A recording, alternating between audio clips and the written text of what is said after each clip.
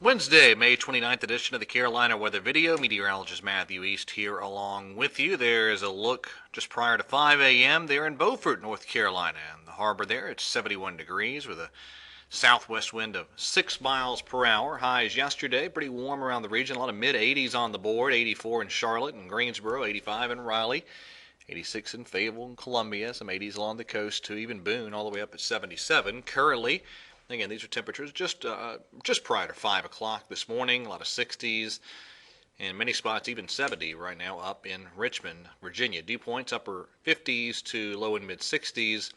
A fairly humid type of air mass has settled on in. On the radar, all is quiet around here this morning. All the action continues to be along a big frontal boundary well off to our north. A lot of rain.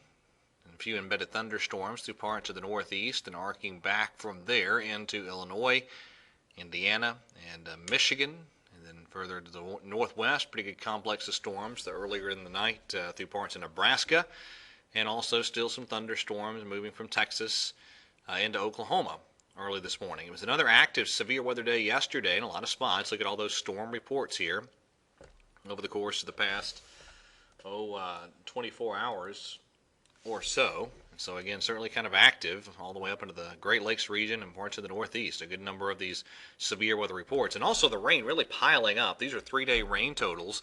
You're looking at some radar estimated totals in excess of 10 and even 15 inches in parts of the plains and the Midwest. So big time rains continue.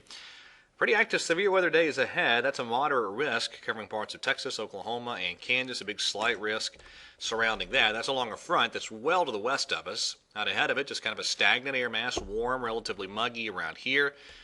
Same deal coming up tomorrow and Friday too. Very little in the way of rain chance on a daily basis over the next several days. So here's the upper level pattern, ridging developing over the southeast. That ridging only gets stronger as we head toward the tail end of the work week. That's Thursday night.